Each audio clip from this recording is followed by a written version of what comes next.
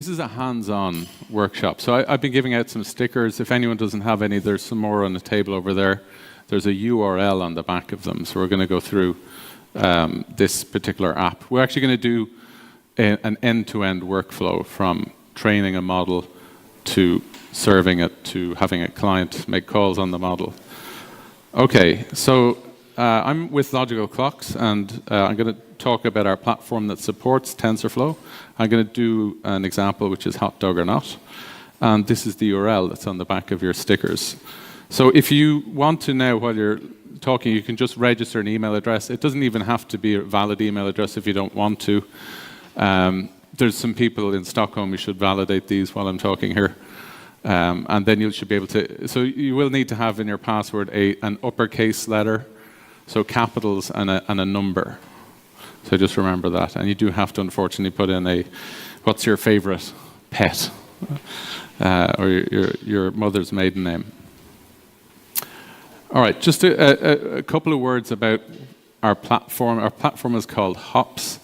It's the world's fastest Hadoop platform. It's the only Hadoop distribution that supports GPUs in the cloud. And we did some work with Spotify and Oracle where we got 16 times the throughput of Hadoop, but I'm not going to talk about that. So we're going to work with this platform. This is the Hops data platform. We call it Hops Works. And what it is it's a user interface, and you have access to all of these different open source services behind that user interface. And the user interface also is a REST API, so if you want to use the platform programmatically, you can do it. This little shield thing up there means we're basically built on TLS certificates, not on Kerberos, so you can integrate with this externally with your IoT apps or anything else outside of this. And it'll integrate still with Active Directory if you're running in a Kerberos kind of environment. So for who here is a data scientist who actually writes Python? All right, I normally talk to data scientists. Okay, so this is slightly off track. So all of you will probably know Spark, and you're familiar with Flink and things like that, which we have in the platform. But when you get into data science, you typically will use a lot of Python, right? So Python has become pretty much the de facto language for data science. We have R, but if you're going to do deep learning, and today we're going to look at deep learning, Python is the name of the game. And if you're going to do deep learning on Python, there's a number of frameworks, and you can see there's a big TF there for TensorFlow. That's pretty much the dominant platform. You also have Keras, which is an API on top of TensorFlow. It's extremely popular. And then this little droplet there represents something called PyTorch, which is getting quite a lot of traction in the research community. But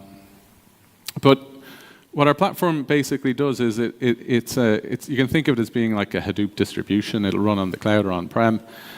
But you can write in Jupyter. That's what we're going to do today. We're going to write a notebook in Jupyter, and we're going to run it. And it'll run on Yarn, actually Hops Yarn.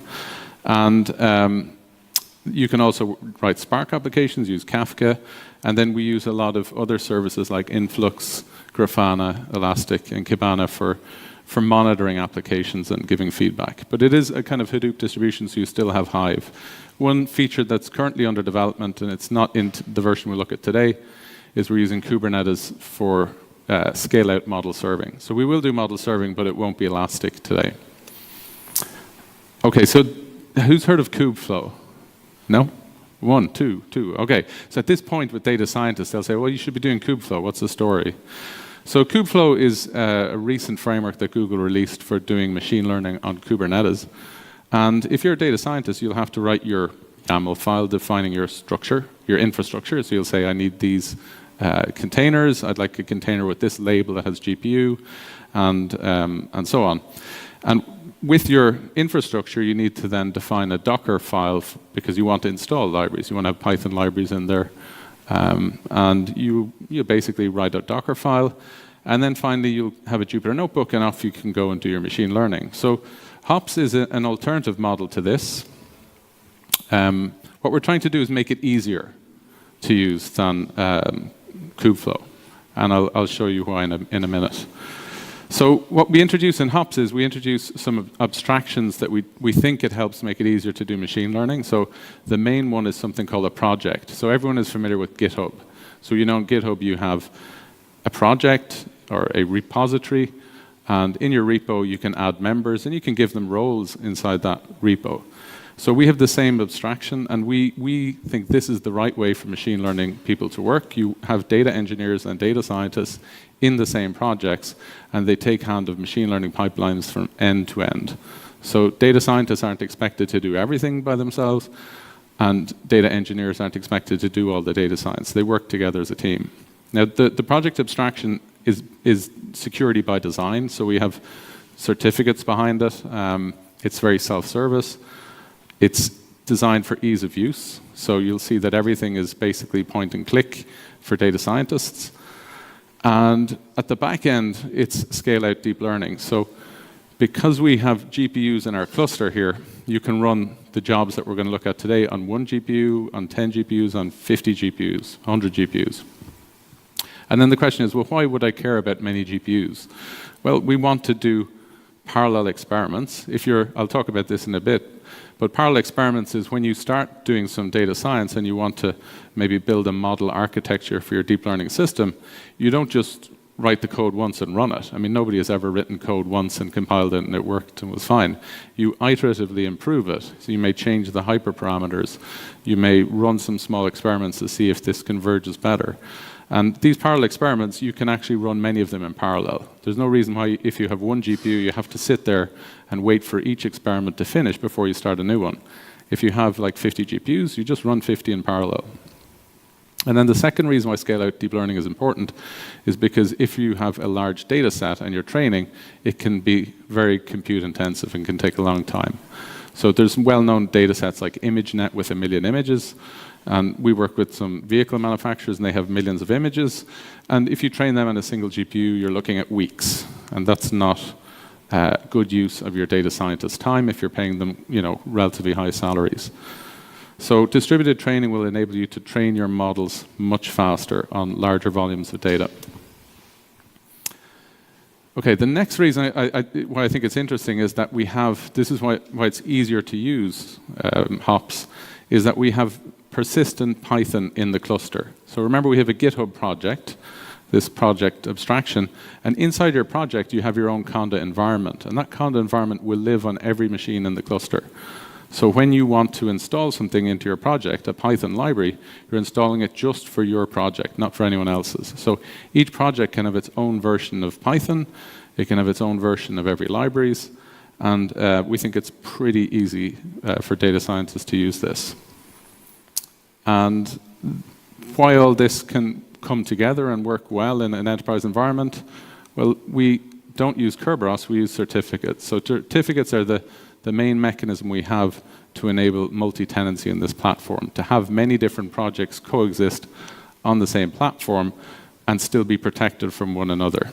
So we have, when you're a member of a project, you'll have a certificate created for every member of a project. We call those per project user certificates. So if you think about how you have 2 projects, like Project A and Project B, I can't copy data from Project A to Project B because I have a different user identity in Project A than I have in Project B. So there's a different certificate for each user, and user A may have access rights for some data set and user B doesn't, so user B can't read from that data set.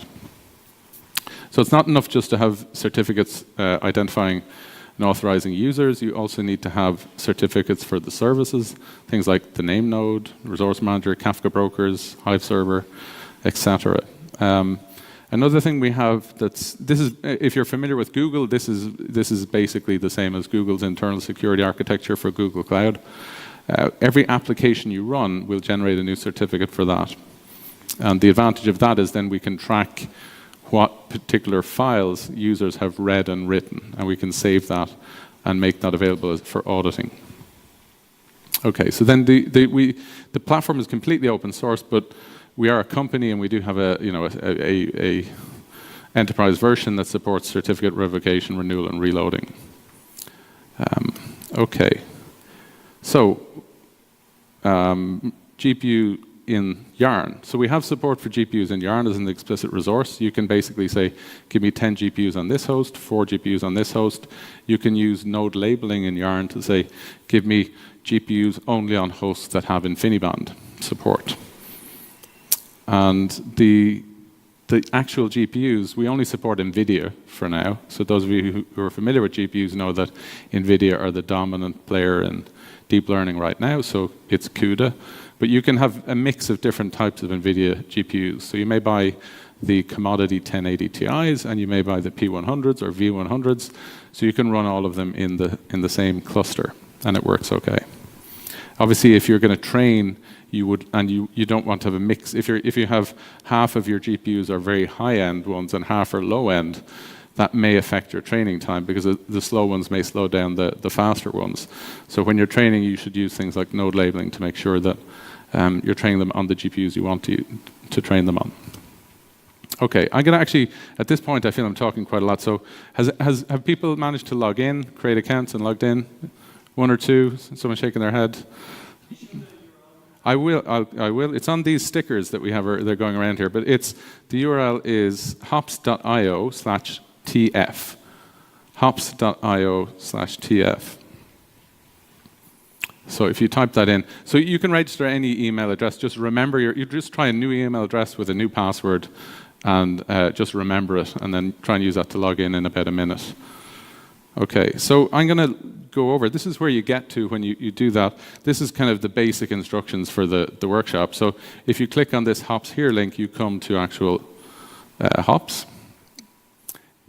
If you're curious, this is basically running on a large VM in Google Cloud.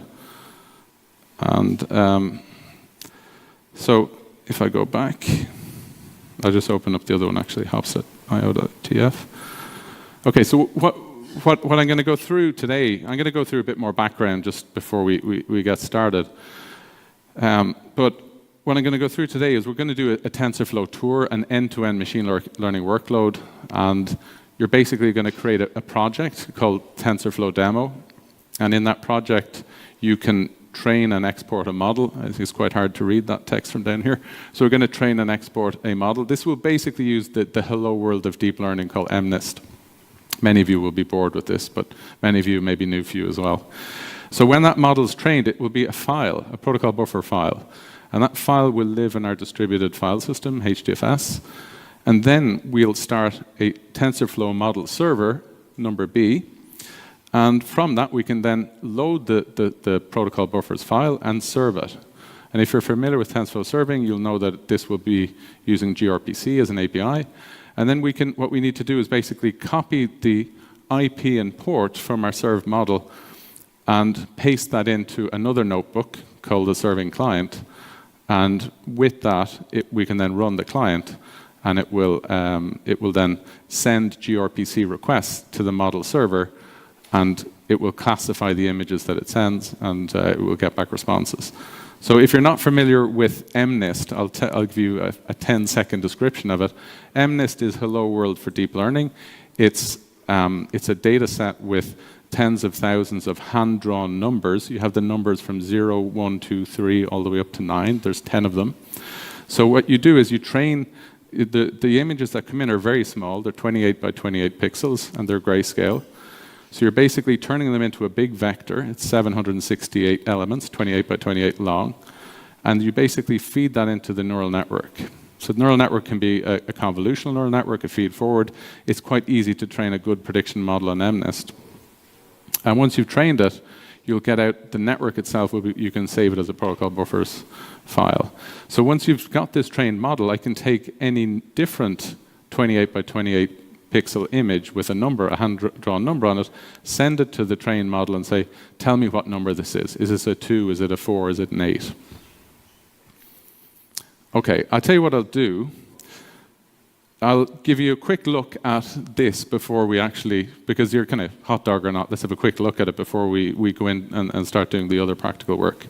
So this is the Hotdog or not notebook.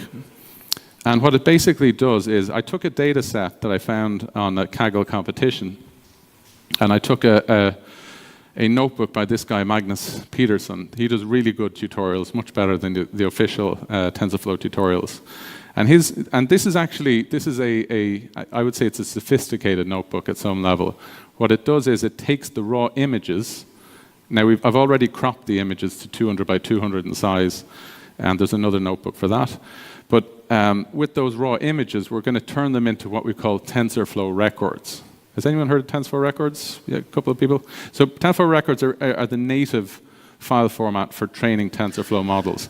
And the reason why you want to use TensorFlow records is because if you have GPUs and we decide, well, I'm going to read the files, I'm going to decode the images, I'm now going to convert them into my 20 by 20 pixel or 20 by 20 array. There's 3 color channels here, so it's 20 by 20 by 3. That's actually quite compute intensive, and it will slow down training. So your GPUs will be waiting a lot of the time for data to come in. So if you have 10 GPUs on a server and you have 20 CPUs, those CPUs probably can't decode those images fast enough and fetch them to feed those GPUs and keep them busy.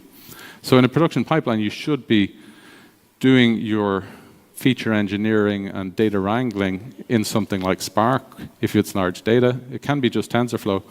But then if you save your output in TensorFlow records, then you can make sure that you use those to train the models directly. So this notebook, just a brief overview of it, you can see that we're going to have to import the images from a shared data set, and that's doing it there, and there's some images, and then we're, in this case, defining it as a data set, so we're using a data set API in TensorFlow, and then we have some images here. It's not a huge data set, it's only 1,000 images. And we can plot a few of those images you can see here. This is a hotdog true, and this is labeled, these are all labeled true as hot dogs actually. And then we convert them here into TensorFlow records, and once we have our TensorFlow records, we can then store them in HDFS. And then finally, we'll define a parse function that our dataset API will use to feed TensorFlow. And then we have another input function which will pull the records out of that. And then finally, we're training it down here. So, okay, first we have to define our features, but then we do our training down here. And we're doing it on a very simple pre-canned estimator. This is the estimator framework in TensorFlow. If you're familiar with Spark, you may have seen the data flow or the Spark Summit last week. Databricks just released a framework that looks exactly like this, an estimator framework for doing deep learning from Spark. But this is the one that's native to TensorFlow. Okay, so once you've trained your model, you can get your prediction accuracy. On this canned estimator, I'm not getting great values, and then we have some predictions, and so on. So, if you want to take a picture of a hot dog while you're here and add it to the data set, feel free to do that, It should work. But let's go back and see. That's where we're going to get to by the end of this. At this point, do we have questions? Feel free to play around if you're in there. Start on the tour and do a TensorFlow tour and go ahead. Okay. Right, a little bit of background then, a little bit more theory. So, why do we think distributed TensorFlow is interesting? Why do we want to actually use lots of GPUs to make our models go train faster or do more experimentation in parallel on them? Well, you can do it quite easily in Spark. Actually, we use Spark as the framework to do data parallel training and data parallel experiments. So if you imagine a setup like this one, where you have 100 GPUs, we have 100 GPUs all connected to our distributed file system, HDFS. What we do when we're training deep learning models is we do what's called an iteration. An iteration is when you take a batch, in this case it will be files corresponding to each image, or TensorFlow records, which we're actually going to use. So let's say we have a batch of 3,200 TensorFlow records. Well, we want 32 of them to go into one GPU, 32 into the next, and each GPU will get 32 of these records. They would then do what we call a forward pass in deep learning, and then it would calculate the changes in the weights in our network. We call those the gradients. And each GPU will do it for their 32 samples in this batch, and they'll send their gradients up somewhere. You can think of this abstractly, because what we'll see later on is the parameter server that you think you should send these to is actually not the scalable model we'll be using in a few years. we'll be using a ring. So in the traditional parameter server model, you would send them all up to a server who would aggregate all of these gradients, compute a new model, so the changes in weights from all of these 100 GPUs, add them all together, change the weights, and send this new updated model down to all the GPUs. That is one iteration. Now, if you imagine that you have let's say you have 3,200,000 samples, well, then we're going to do 1,000 of those iterations to cover all of the 3.2 million samples. So once you've done all 1,000 iterations, we call that an epoch. And typically, training models requires tens of epochs, 10, 20, 30, 50. So you can see that this is a cycle that's going to go round and round and round. Now, everyone here, I guess, is familiar with Spark at some level, so you can imagine pretty much how this is going to work in Spark. Our GPUs will basically have an executor each in them, and we're going to have some way of kicking off the training from the driver. So this is kind of how we do the parallel experiments in hops in that style of architecture. Our Spark driver will start executors. The executors will have one GPU each. They'll have a full copy of the model on them, and then they'll communicate with each other by reading and writing to the file system. So if you're doing distributed deep learning of any sort, somehow the nodes need to communicate with each other. And Google also espoused the use of a distributed file system as the easiest way to do that. Because you need to do things like you need to collect the logs when you're training. If we're doing parallel experiments, each of these executors will run a different full experiment. It's not the distributed training now. They're going to say, I'm going to run all of the training for this particular model with these hyperparameters on this input data, and I'm going to write the output to the file system. And all the executors will do that, and they'll write all their outputs to the file system. We'd like to be able to visualize that at the end with Tensorboard. We'd like to be easily able to get our model service to pull out the trained models. We'd like to be able to checkpoint our models and have easy access to them. So there's a lot of reasons for using a distributed file system when you're building these systems. Okay, let's have a look at the pipeline, and we'll have a look at an abstract pipeline, and then we'll look at some examples that you can play with while we're doing this. So the typical pipeline you'll have is that data will have to come in from somewhere. Now, if you're Uber have something called a feature store, and the feature store abstracts out whether it's coming from a Kafka topic or a Hive table or just CSV files in HDFS or even S3. So many others will have to actually read from those sources directly, and you might decide, well, I'll use Spark for this and have data frames representing the different features that I want to combine together to train my model. But you still have to do all the work related to data wrangling. So transforming your data. In our case, we want to decode the images. We want to take these Hotdog images and they're JPEGs. We need to decode them and turn them into vectors. We want to maybe extract features from them. So we need to know, obviously, the labels of the images. The next phase is quite a big box there. It's experimentation. So we then will need to play around with different networks and say, okay, what would be a good network for this? What would be good hyperparameters? And once you've decided what good hyperparameters and a good network is, then you can train the model. And then finally, you'd like to test it and serve it. Now, each of these boxes has way more detail than I can go into here. Things like serving, we've had a number of talks at this conference, very good ones as well, about some of the challenges of how to handle serving. But I can't go into all the detail on all of them, but if you have specific questions, we can take them.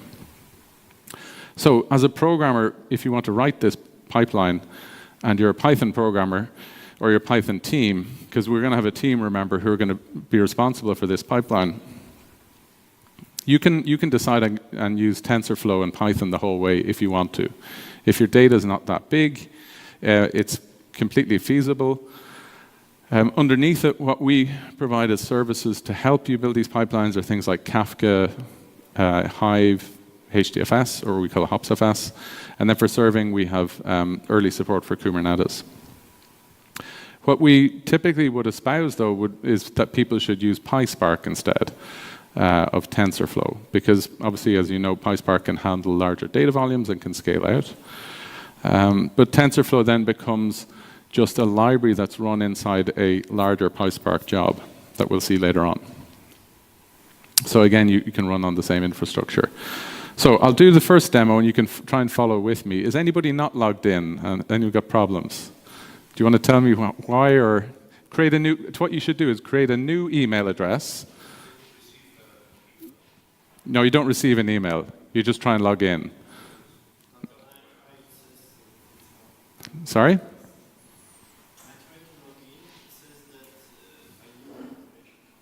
Sorry? Yeah.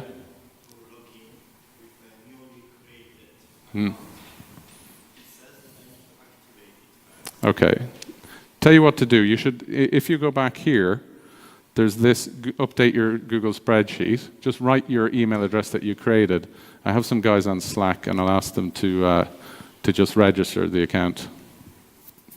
So if you just write in your email in this spreadsheet down here, anyone who has any problems, go to the hops.io/tf.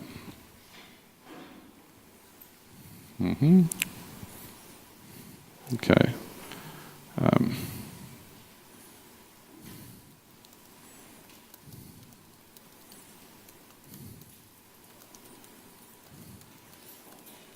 Okay, so they should take care of this. So just update this right in your, and they'll fix that hopefully within a second. Okay, I'm going to log in, and what I'm going to do is I'm going to, I think I'll log in here actually. I have 2 accounts open.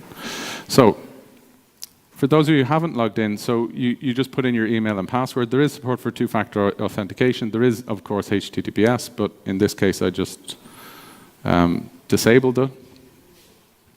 So if you haven't run this tour, you can just click on the tour tips and enable that. It's quite annoying. You'll need to disable it later on because it just keeps popping up. And then click on TensorFlow. I've already done this, so I'm just going to go in and look at TensorFlow. So these are the projects here on the right-hand side that I mentioned before. And if I want to create a new project, let's call this one Stockholm. Oh, I can't spell Stockholm. Okay. So creating a project is a relatively quick thing. You can see it takes a couple of seconds. And that project, so if I take my project here, the demo TensorFlow, if you feel friendly, you can talk to your neighbor and say, well, maybe I'll add my neighbor to my project. So you can go in here and I can add, in this case, I can add myself to the project, and I can add myself as one of 2 roles, data scientist or data owner. So if you talk to your neighbor, you can say, well, I'll add you, whatever. And now what I'm going to do is I'm going to do this first part of the pipeline, which is data collection, data transformation, and feature extraction. I'll just show you one feature that I think is quite nice, which is something called Google Facets. So what Google Facets is a plugin to Jupyter. And it allows you to take any data set that you can read up in a pandas data frame. And there's kind of a practical limit of about 1 gigabyte or 2 gigabytes for this. And it will then allow you to visualize both the numerical and categorical features. You'll be able to see things like what columns have missing values, what are the average values for columns. And there's another one called Google Dive, which allows you to actually look at individual records or rows in your data frame. And you can then look at different distributions. So I'll do a quick look at that just to show you how it works. Let's go back here. So I'm going to start a Jupyter notebook for this. You can just press Start Jupyter and it should just work. If you're curious, you can play around with this a bit. I've set the limit of the amount of memory to about 5 or something gigabytes, I don't remember. Number of parallel executions, I think it will limit it to 2 right now. And this is, you can add jars and things and so on to your program if you want to, but I'm just going to run it. So the libraries that will be available to this notebook that I've just started will be visual. You can find them here in the Python. These are microservices on the left-hand side. So if I go into the Python one, I can see which libraries are installed. So these ones are available. So Pandas is already there. Facets is a plugin for Jupyter. It's already enabled. And TensorFlow is pre-installed, you can see, as is Hops and HDFS connector called Hadoop. So I'm going to go back to Jupyter. So if you get this far to Jupyter, if you want to try out Facets, you just click on the Facets folder, and you can try Facets Overview or Facets Dive. I will go with Overview. And you can see it's going to start a normal Python kernel. So it's not running PySpark yet. This is just normal Python. And this will only work if you have Google Chrome. If you're running Firefox, it won't work, I'm afraid. It's a Google product. What can I say? But it's quite nice if you have Google Chrome. So I'll just explain what this code is doing, just so you can see it. It's basically taking a number of features defined in a list here. So these are the features that defined in a data set called the census data from the US. And it's reading it from HDFS. So it's going to take the path to your project. There's a folder in there called test job data census adult.data. It's a CSV file. And it's going to read that up into this pandas data frame train data. And we'll do the same thing with the pandas data frame test data. So if you're curious about that data, see this adult.data and adult.test, we can go back to Hopsworks. And I'm going to go back here to datasets. And we had this thing called test job here. So I'll click on that. And inside there, I'm going to follow this path, data, census, and then we have adult.test and adult.data. If you're curious, you can download it or you can preview it. And you can see some of the values there. It'll only show you a small amount of the values. But I'm just going to go back and show you what we have in here in Facets. So what we have here is we can see what we call numeric features. So if you have a pandas data frame and it has, in this case, I think it has 11, if I'm not correct, if I'm not mistaken, 15, sorry, it has 15 features. You can see that 6 of them are integers and 9 of them are strings. But data scientists don't like the terms integers and strings, so they call them numeric features. They don't like the term columns, so they call them features. So what we would call a column of ints, they will call a numeric feature. And what we would call a column of strings, they'll call a categorical feature. Now, if you know Python, who programs Python here a bit? Just, there's a few, okay. So if you're curious about, do I trust the values here? You can see, I was just checking earlier on, I said, well, there's no missing columns here in the numeric features, but if we look in the categorical features, 5% of the work class features have missing values, and countries have some missing values. So what I did earlier on was I basically I did the following. I just printed out which columns, I wanted to check which columns have null, and we can see that it says work class, occupation, and country have null values in there. So that seems to coincide with what we can see here in the visualization. Now, the point of this visualization is if you've done machine learning before and deep learning, you'll know that we have what's called training data and test data or validation data. And you train on the training set, and when you're happy that you've trained, you then validate your training, see how accurate the model is you've trained on this holdout data that you haven't used before. But one of the things you want to do when you split your data into training and test data is you want to make sure that the data distribution that you're learning is the same in both the training data and the test data. Because if they're different, you'll train on one data distribution and then you're going to try and validate it on a different distribution, then you won't get good results. So this is a tool which allows you to, you can see here that we can see some of the mean values, the max, the median, and then you can see some other visualizations of this with histograms. So you get a pretty quick feeling of whether that's you're happy with your data. Now, if we go to Python Dive, it's quite similar. You can run it as well if you have Google Chrome. And it's going to read the same pandas data frame, but it's going to read it into a into Facets Dive. So you can see it looks a bit different. If you click on any point here on the right-hand side, you can see it's going to show the row, the contents of that row. So what this particular, what's happening right now is that it's actually faceting the data by, we can do it by, this is education status, I think. So you can basically change how you would like to view the data. You can say, well, I'd like to view the data by education status or by age, and it will show you then the different distributions of people. So we can see most people in this data set are in these particular age brackets. And then if you think one of the data points is a little bit off, like this one at the top, we can get one up here. We can see this one has an age of 90, and then some more details about them. Okay, so this is what we call feature engineering. I'm going to shut down this notebook. Hang on. And the way you shut it down when you come out here is you can just press this button here, which will shut down your Jupyter notebook for you. I didn't actually close it here, so we close that. Does anyone have issues that aren't being handled right now? Or you can write them into the spreadsheet. Any questions on facets? No? Easy enough. Right, so let's move ahead. Yeah. So if you're a Python person, I just wanted to impress on you that the fact that your data is in HDFS just means that you get this one different line of code change. Sorry, we go back here, this. Right, so it's not a big deal. So the fact here, many Python frameworks like TensorFlow, Pandas, PySpark, they support HDFS natively, which we do too.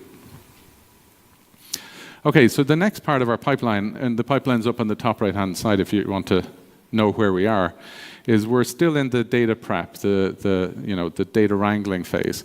And TensorFlow, since 1.4, I believe, in core, they introduced the tf.data API. It's a new dataset API. And in it, you can put in map functions you can pre-process your data in pipelines in TensorFlow. The only problem with it is that it's a bit of a mess, right? So if you like nice, clean Pythonic code, this is not the code for you, right? If you want to write a for loop, you don't write a for loop. And this is one of the reasons why, for example, PyTorch is gaining adoption, because it's very Pythonic.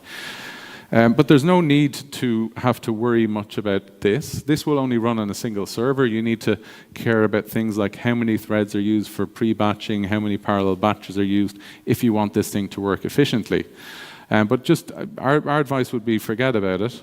Use PySpark and output your data as TF records, right? Because this will be efficient. It will scale with the number of executors.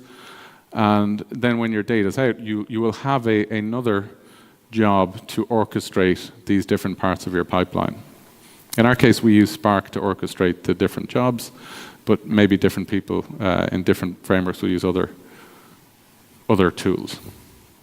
So this is what the code looks like in PySpark for taking, for example, images and resizing them and cropping them, because that's what we want to do with our Hotdog images. I've done this already, by the way.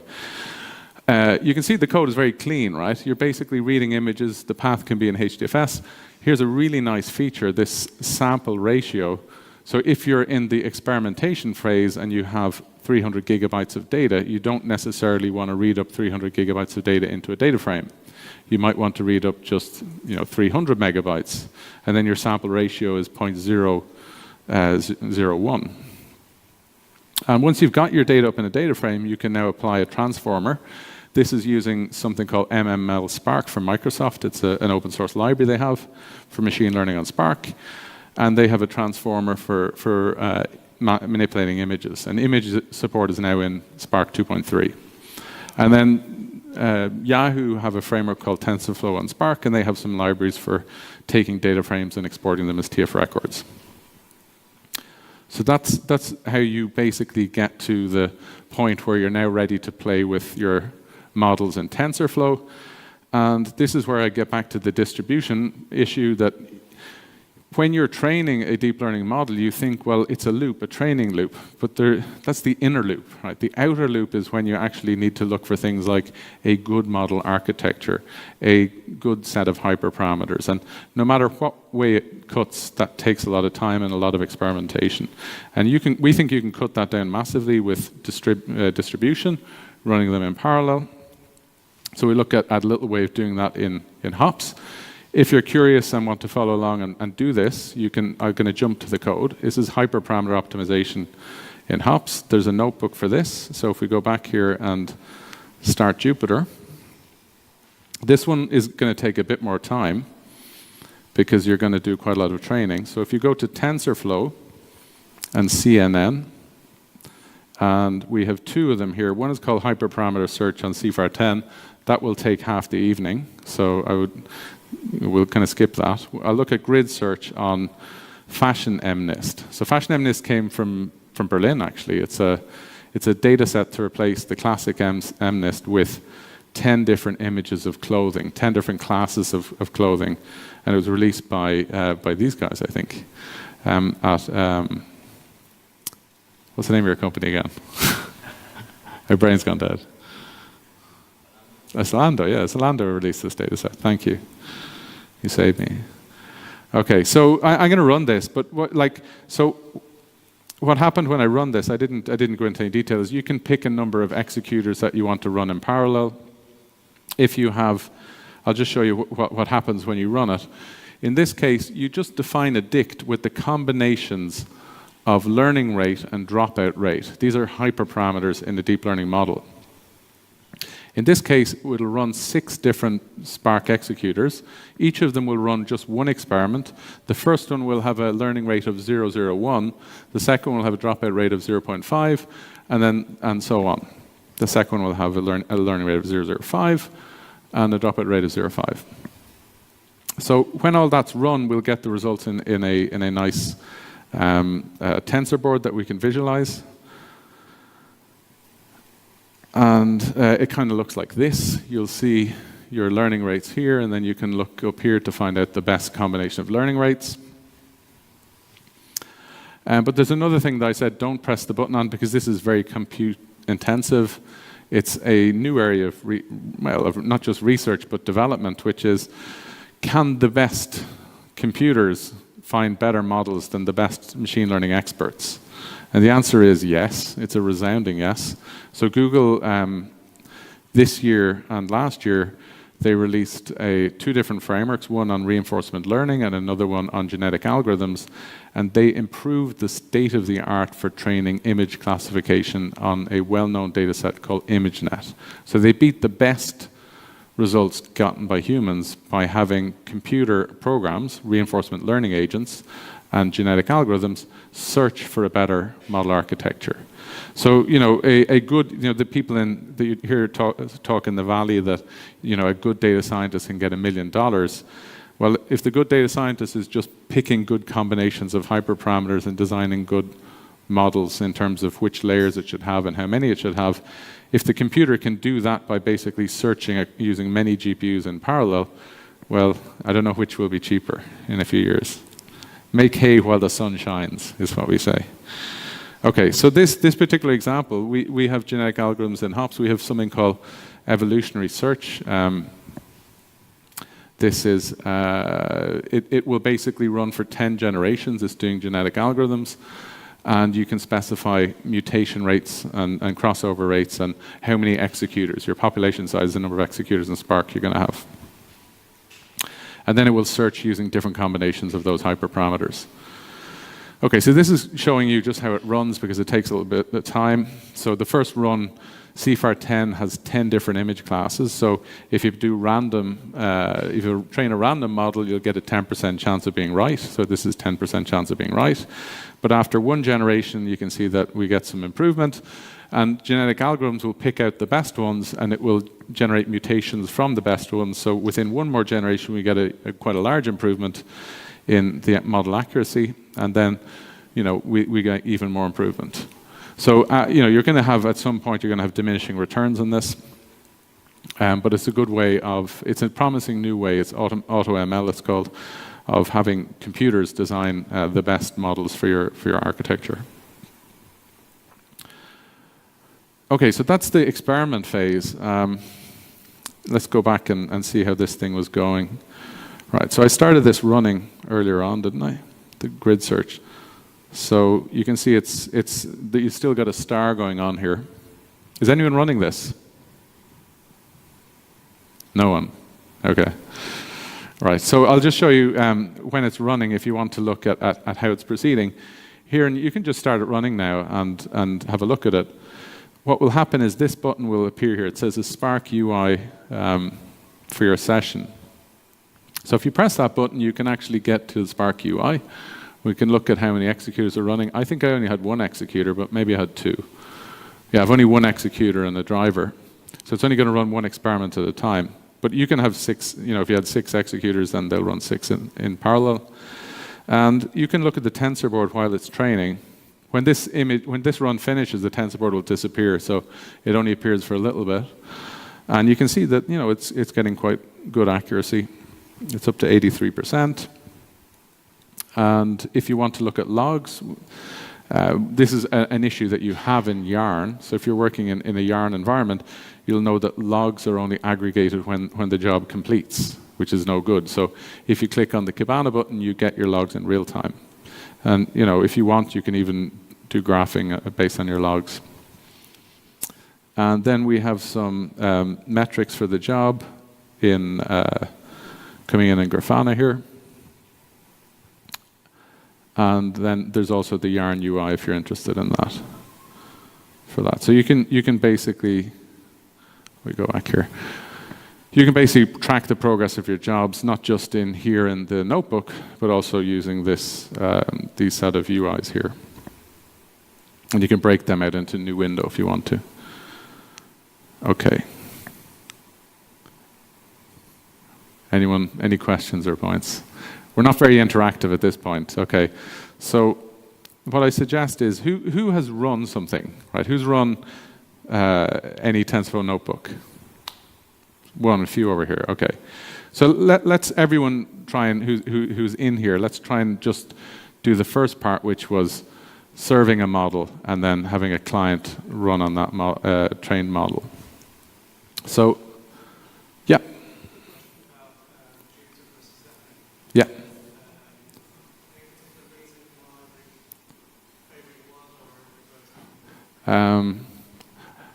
Moon is my friend, but I would say because Zeppelin's not so good. Jupyter, the development effort that's gone into making Jupyter better in the big data space in the last 2 years has been huge. So we're using something called Spark kernel here for Jupyter, which is quite nice, and you obviously have the Python kernels. Zeppelin, we haven't, and we wrote a connector for Jupyter to put the notebooks in HDFS. So anybody logs in from any server anywhere, they'll see the same view of all the notebooks. The problem with Zeppelin is that we've had stability issues with it and isolation. So it's designed to have people be able to collaborate on the same notebook, but in practice we don't find that it works that well. So we have support for Zeppelin, but it's really we're encouraging people to use things like Hive and looking at your SQL in there rather than writing Spark jobs. So we're moving more over to Jupyter. Okay, let's do the model serving thing because I have one running already. I'll just stop that one and we'll do a new one. Okay, so I'm going to start Jupyter Notebook and we go back here. So anybody wants to follow along, just go into your demo TensorFlow tour, start your Jupyter Notebook. I notice I killed my grid search one there. Oops, we go back and kill this. I'm going to open it again. You can click this button to open it again. So if you click on the serving, this is in the instructions actually. So in the instructions that we had at the beginning, which were here, we're going to follow these first instructions. So you can follow along here. You're basically going to start a Jupyter Notebook, and we're going to run this serving train and export model notebook. So I'll go back here, and we go to serving, and I'm going to open this train and export model notebook. So if I run this, this is not a Spark notebook, this is a Python notebook. You can see that we're kind of moving between Spark and Python notebooks quite quickly. I'm getting an error because I think the model's already there. So I have to put in a different directory. So, so I've already trained this. So let's go back out. So this will work fine for you. I would need to delete that, but I'm just going to skip the deleting part. Leave. And then once you've run that goes very quickly. I'll delete this one here. Then you'll come into this particular page here, the model serving page. So you can just click on this button here, create model serving. And from here you can then select the model that you trained. So the models will be in this data set called models.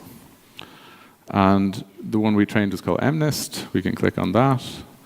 And there we go. So I now need to still press the create saving button, and you can enable batching for it to improve throughput at the cost of latency.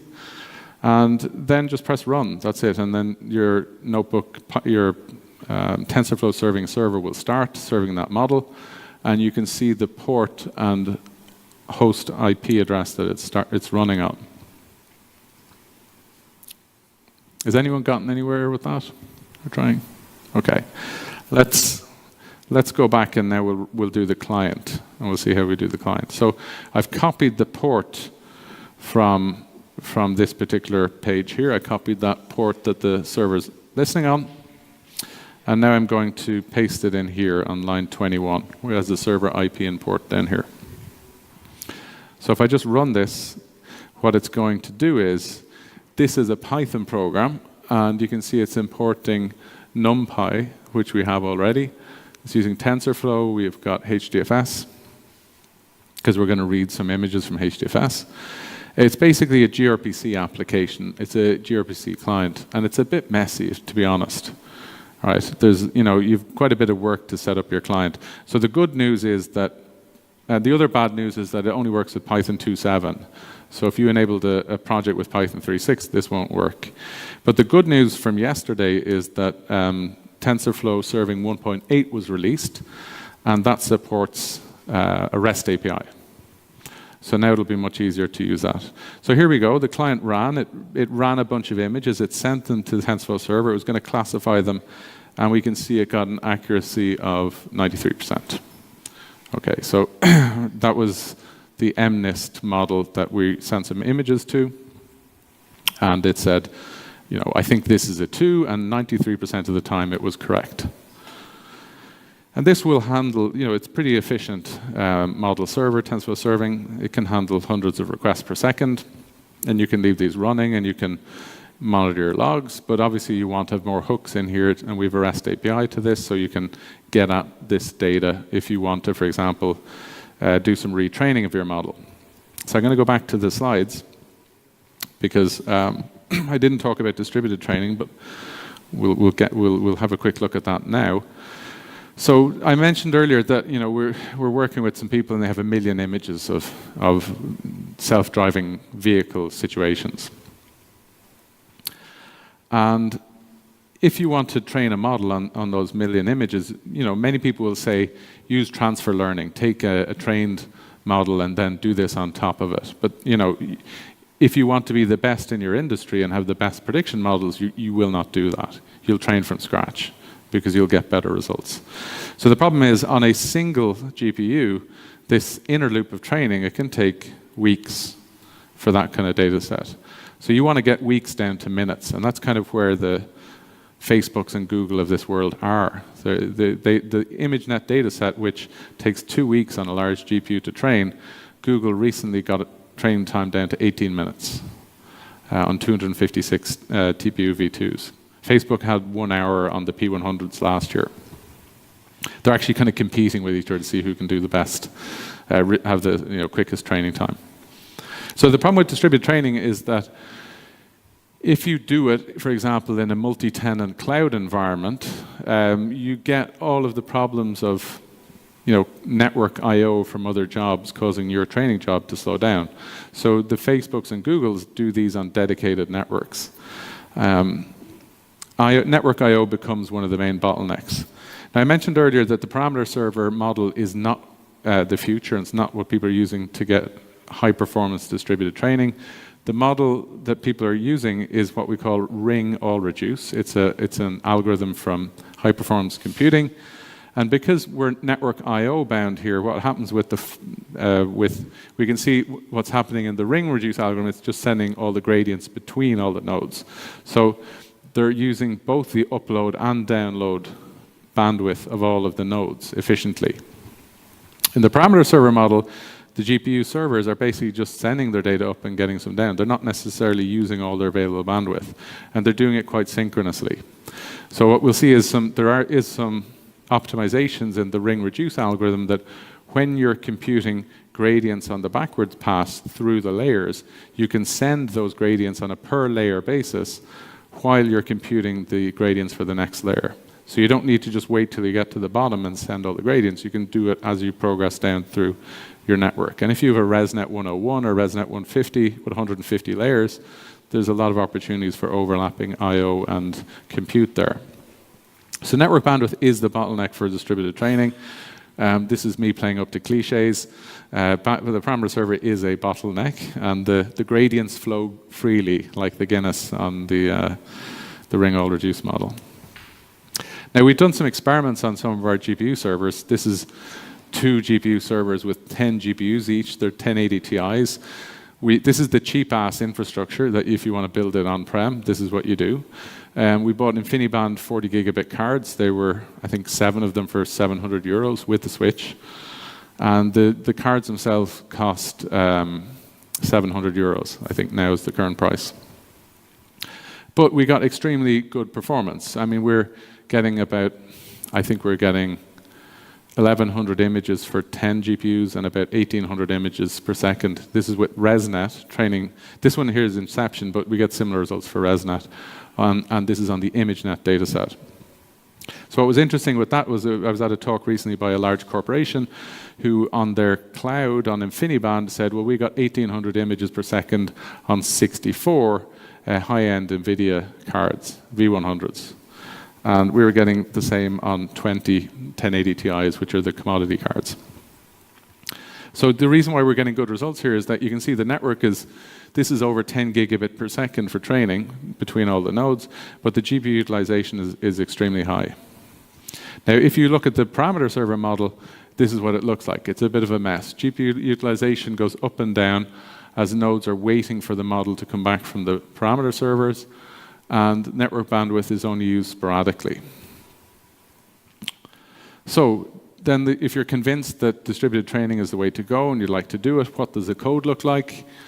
Well, Horovod is a layer that you write TensorFlow code inside of, and you basically just have a couple of primitives to work with. You have this HVD object. It allows you to wrap your optimizer so that the gradients get sent between all the GPUs. You can use some MPI primitives like local rank, number of nodes in the system, or size, HVD.size.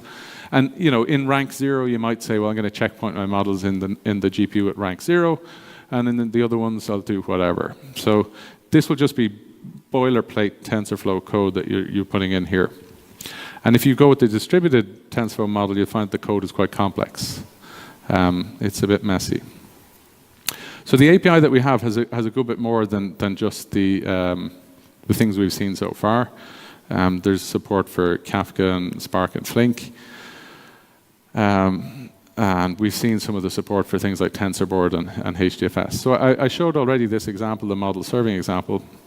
But what I didn't talk about was, well, once you're serving your model, what do I do now, right? How does the loop get closed? We start by ingesting data. We go all the way to experimentation, training, and serving models. But then you need to monitor your models in production. So you need to look at the difference, for example, between your performance, your prediction performance when you're training versus when you're actually serving. So you need to maintain statistics. So if a prediction comes in, you need to then say, well, this prediction was made for this input data, and this was the actual results. And we save that data, and we can then use that to compare it with what we trained on, and say, well, there's some skews happening here, some training serving skews happening. It's now time to start a new round of training. We need to train a new model because we have new data, training data available. And we call this covariance shift as the method that you would use to signify when you want to do training. Now, there may be other reasons why you want to retrain your models. Maybe some event has happened that you know about that affects the models. Maybe you just want to do it periodically, but you need to have the tools to do that. So in our case, you can use the REST API and the data stored in HDFS to decide on when to train. Now, let's go back and let's look at this actual practical part. So we kind of did the first part, which was the tour, and we did our end-to-end pipeline for MNIST. Let's have a look now at the Hotdog example. Unless anyone has any questions. No? Okay. I'll aim to finish a couple of minutes early as well so that we can enjoy the fine weather and fine cuisine of Berlin. Okay, so let's go to this Python notebook for Hotdogs. So what you actually have to do here is you have to right-click on it to download it. So I'm just going to save it. I'll save it to this documents folder. So I could have included this in your tour, but I just wanted to give you experience of how easy it is to get data into the system. So if I want to create a new notebook, let's say I'm going to create a new notebook. We'll call it the TFer. What I want to do is I want to upload that Python notebook that I downloaded into this project, but I also want to get the Hotdog dataset into the project. So I can start with one or the other, and this thing here is telling me I should start with searching for the dataset, Hotdog, and import it into my project, and I also need to enable Python 3.6. So let's do those two things. I'll start by enabling Python 3.6. So now I'm inside the new project I created, TFer, and we go to Python, and now you can see this didn't appear when you ran the tour, because when you ran the tour, it automatically enabled Python 2.7. But you can see that you can choose here to activate Python 2.7 or 3.6. If you have a ready-made environment, an Anaconda environment as a YAML file, you can just use that and import it, and then that will set up your Anaconda environment with the libraries that you need. But I'm going to enable 3.6.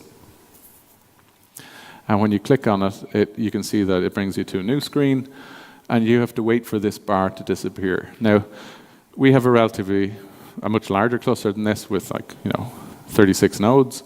So it can take a minute or two for that environment to be created on all the hosts. The way it actually works is that we have a base environment that we clone on the hosts. So Anaconda allows you to clone them. And you can see here that we have a Conda channel. So defaults is quite a well-known channel, but you also have something called Conda Forge. If you're familiar with Python, you will probably know about Conda Forge, but you can search in here for libraries. I'm going to search for a couple. We'll go back to defaults here, because I need a couple in here. So if we go back to our instructions, it will tell me that I need matplotlib, pillow, and numpy. So you can see it's still not completed, so it takes about a minute. We'll let that continue going. So what I'm going to do while that environment is being created is I'm going to take the next step, which says find your Hotdog dataset and import it into the project. So if you go up here and type in Hotdog, we can make a mistake and just go like that, Hotdog. And we can see that there's lots of things. So a lot of people have created projects called Hotdog here. And then we have something called public dataset and cluster Hotdog. So if you click on that, you can see that this is the Hotdog dataset, and there's a bit of information about it. And here's some good links. There's a full standalone app if you want to look up at that later. There's a Kaggle competition with Hotdog or not. There's a PyTorch notebook as well for it. So what I'm going to do is if I press this button up here, it's going to say add this to one of your projects. So I'm going to add it to this new TFer project that I created.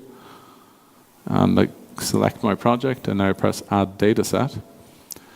So it doesn't copy the data set. So if you're working in a kind of a big enterprise environment and you want to move data between projects as such, you often end up copying the data. In this case, it's not, it's linking the data in. So if I go into my project and click on datasets, you can see that it appears in here as datasets : Hotdog. And the owner may not be you, it may be someone else. In this case, it is me. And if you want, you can go in and look at the data. And we can click on this one, Hotdog here, and I can just pick some random image here and preview it. And it kind of looks like a hot dog. It's hard to tell. I think it might be a bit warped in the aspect ratio. But you can have a look through your images there. And I'm going to go back and check if Python is finished. It has. And now I'm going to install the libraries that I'm supposed to install.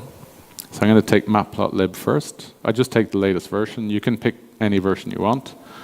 but it should be a compatible one. So I need to install matplotlib, pillow, and numpy. So let's do it. I think numpy is already installed, but I can do it again, just to be sure, to be sure, to be sure. So you can pick your version here, and then you just go install. And if you want to watch, you can see that they're ongoing here. There is a button, retry failed ops. So if you've used pip in particular, when we first started with this scheme, I taught this in a course at the university, KDH in Stockholm, with 130 students. And I gave them Conda, right? And I said, there you go, here's Conda. You got Conda Forge, you have Conda defaults, and immediately it was like heckles of, well, I want this library. OpenAI is not in Conda, this is not there. So you have a lot more libraries available in pip than you do in Conda. But the problem with pip is that it's a bit of a jungle. So you can install one library in pip, it will pull in one dependency, and then install another library, and the dependency may conflict with another library, and problems can arise. Conda is much better curated so let's have a look. Okay, so I was going to install the last one, which was Pillow. So Pillow is a library for manipulating images. In this case, we need to decode the images. We're going to read JPEGs in, and we want to decode them and store them in TF records. Okay. So that's my environment set up. I just need to wait for that one to finish, but while we're waiting for it to finish, we can go back and see what I'm supposed to do next. I have to upload the notebook, yes. So let's do that. So we can go to datasets here, and I'm going to upload it directly into Jupyter, because when you open up Jupyter, it shows this as your base folder. Now you can navigate around, but I'm just going to upload it directly here. It was this one. And you can see it's pretty quick. So now I can start Jupyter, and we can have a look. What do I want to do? I'm going to click on TensorFlow, and that looks okay to me. We start up Jupyter again.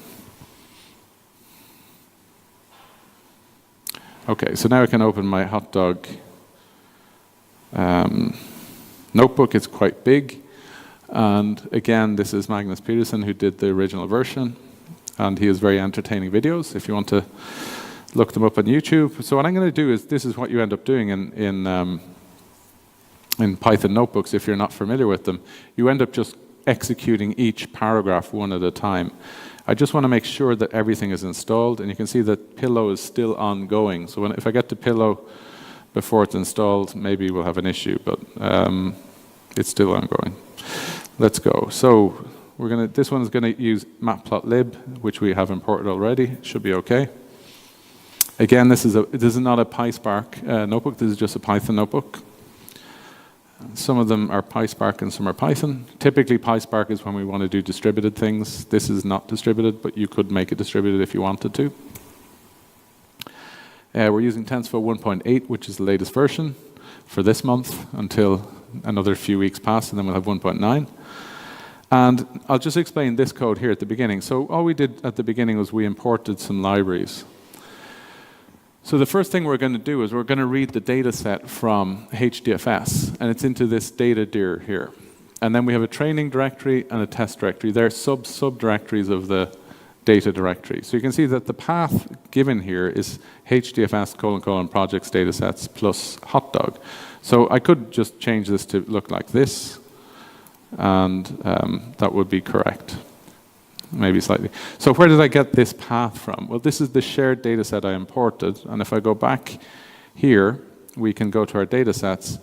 And you can see this particular, if I take the test, for example, you can see the path is written up here to that particular folder. So I can just copy it to my clipboard, paste it in here, and then I get that path, because this is a shared directory. If you have data sets inside your project, you can use a relative path, which is hdfs.get_project path, which will give the relative directory to your project. But this data set is not in my project. I'm linking it in from another project called datasets. So I need to just give the full path to it. Okay, so what this is going to do basically is define some variables. It doesn't execute much code. There's going to be two classes of image, Hotdog and not Hotdog. And then what we're going to do is just look at what's in the directory just to make sure it's okay.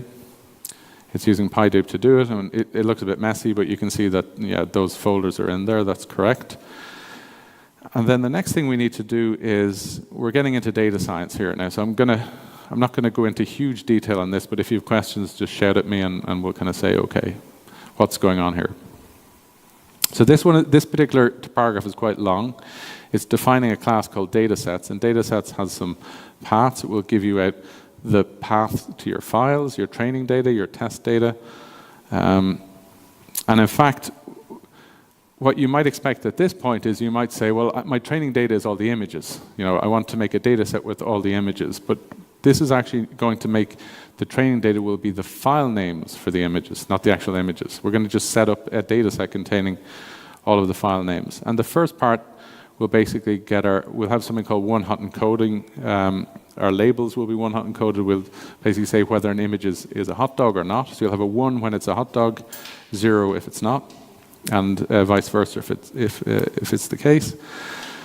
So now we've defined that dataset object. We point it to our images. And you can see it prints out basically some of the directories there. And now we can get the class names inside that dataset. So we've got Hotdog, not Hotdog, and our dataset has all these file names. And we can just have a look at that to basically print out the first file name. So this is going to print out the training path for the first image, and that's this one here. You can look it up in the UI if you want to. It's this one. We can do it briefly if we have a quick look. It's that one there. And if I go back to here, we can just, can we see? Which folder was it in? It's in the training data, was it? It's in the Hotdog folder, okay. It's in here. So this is the image that it's just going to show, and it kind of looks like that. So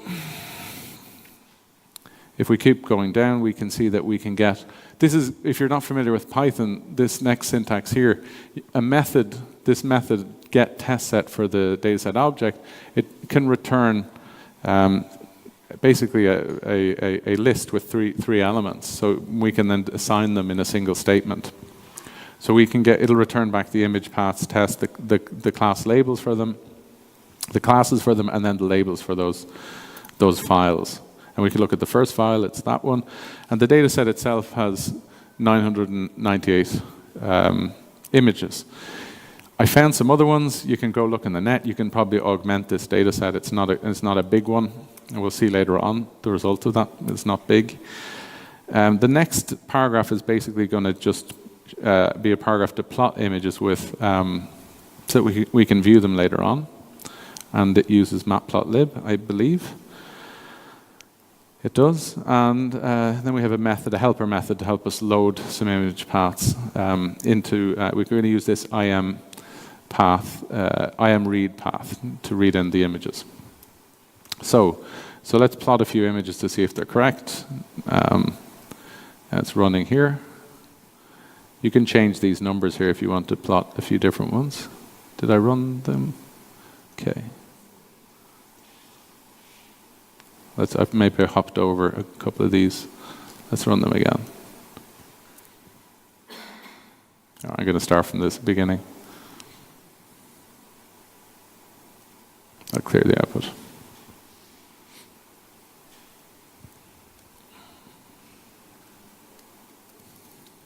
I'm just going to jump back to where we were before.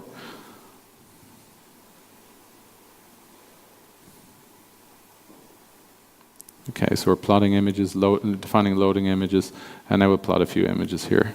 Okay, so if you want to just check a few different images just to convince yourself that this is actually doing it, we can do it like that.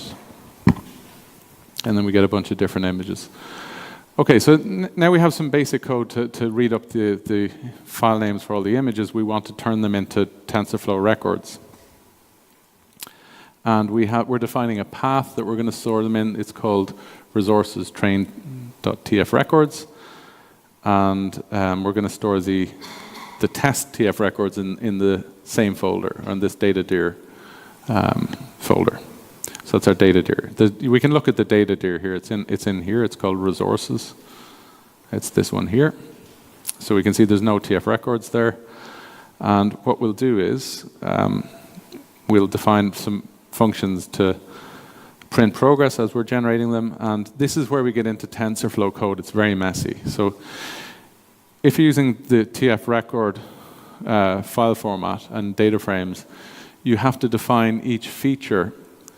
You can see this is our feature, and we have to take the value and wrap it inside an int64 list, and that's itself wrapped inside a feature. So you have multiple layers of nesting there, which is not easy for understandability. So what this code is going to do is going to decode the images. You can see it says from pill import image, and at some point here, let's have a look. In imread, we're going to decode the image. So that's going to take a compressed JPEG and turn it into a bigger expanded array. So let's run that code because it takes a few seconds to run. Oh, we're getting an error. Path train records not defined. Okay. I must have skipped over that. Okay. I think this one here.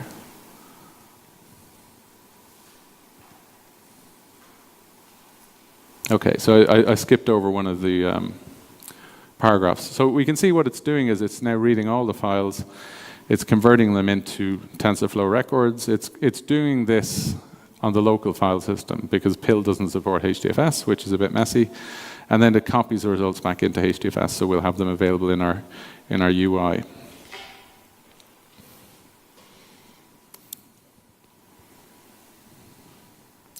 So we can go into our UI and actually just make sure that the file is appearing there. That one's finished. We can start converting the next one, the test data. You can see it's kicking off. So if we refresh here, we can see that our training records appeared in here. And if you look at the size of it, it's 57 megabytes. So that's a little bit bigger than the training data set, which was, I think, 16 or 20 megabytes. So when we decoded the images and expanded them, they became a bit bigger. So now we're converting our training data, and that's nearly done. Done. And now what we want to do is we're going to use the estimator framework in TensorFlow. This is what Google use internally, and this is being used in production in a lot of places. The estimator framework is a way of trying to abstract out training so that you just basically say, here's the training data inside a data set in the data API in TensorFlow. Here's my test data. Here's my evaluator function. Here's a function to give you the records one at a time. Here's a function to parse the records before you feed them into TensorFlow. And you put them all together, and then you can run it as a single abstraction. So I'm going to define some of the functions for our estimator. This one is basically going to decode our raw image data from the TF records examples. It's going to decode those images. It needs to turn the int, the 8-bit int into a float 32 because we're going to train in 32 floating point numbers, and then we have to extract the labels and the bytes for the images. So we return them back as a tuple. And then the next thing we do is we define this input function, which allows you to, when you're training, you might want to repeat going through the data set. When you're testing, you don't want to repeat. And then we need to pass back an iterator, or we need to get an iterator to our data set. This is part of the data set framework. And with that iterator, we can get out an image and label. And in this case, we want a batch of them, not an individual one. And then we have to return them as a dict, which is a little bit messy. So this is the input function, which will take our input file names and return back some records to the estimator. And this is for the test function. So let's do some training. And we're going to do training on a pre-canned estimator. So there's some pre-built ones that you don't write yourself. This one is called the DNN classifier, a deep neural network classifier. I'll just start it running here, and then we can see what it looks like. So the kind of unfortunate part of this framework is there's a lot of boilerplate code. For each column or each feature, you have to wrap your values. You can see there in the feature image and feature columns. This is part of the neural network, how it's going to look. It's going to have 512 hidden units in one layer, 256 in the next layer, and 128 in the next layer. And this is the estimator that we define. We say that here the feature columns we're training with, the network architecture structure, we're going to use a ReLU activation function, and there's going to be two classes. It's a binary classifier. So once it's finished training, and this one is still training, it should finish, it's 200 steps, and we've already passed step 101, but it takes a little bit of time. Then you can evaluate. So the estimator framework allows you to supply an evaluation function, and it's just been executed now. And we can see what kind of results we'll get out of it. So it takes a few seconds, and we can see we're getting 50%. So this is basically random. This is not what we want. Now you can say, well, why is that? Well, we have a data set of only 1,000 images. We can augment it. You can do, this is an exercise for home. You can use transfer learning to take an existing trained model. We could rotate the images and deform them to make the data set larger. Probably you'll need on the order of a few tens of thousands of images to get this to work really well. And the best option would be probably to use a pre-trained model and then train on top of it with these. So there is another one down here we can see with another estimator that's defined. This takes a bit longer to run. It's a convolutional neural net. That was just a feed-forward neural network. And convnets are better at doing image classification. And this one I ran earlier, and we can see the result we got was 58%. I'm not going to train it here because it takes a bit more time, which is a bit better. So there's a signal there that if we ran and trained that for a long time and we augmented and rotated our images, that we should get at least some better predictions from it. Okay, I promised I'd finish up a little bit early. So with that, I'm just going to say that, look, this is the framework. It's open source. It's a European project. We come from the university, but we have a startup. We're trying to push this out there. If you're interested in doing deep learning, and particularly on large volumes of data with lots of GPUs, come talk to me. And a lot of people have worked on this, and a lot of people are still working on it. And it's a European platform for deep learning with big data called HOPS. With that, I'll take questions, and I have a hand up over here on the side. Is it possible? So can we upload our datasets to HOPS, Hadoop, and run our satellite images, for example? Of course. I mean, we have a cluster in Luleå I can give you access to with petabyte of capacity. And is there a storage limit, like how much data you can upload? We're flexible. Okay, thank you. With that. Thank you. All right. More questions?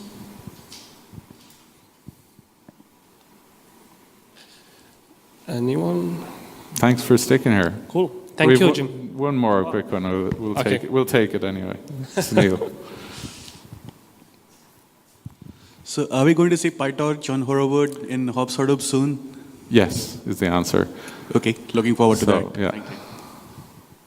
I'm looking forward to a good model server for trained PyTorch models. That's the big kind of missing piece for PyTorch right now. But cool. All right. Thank you. Okay, thanks.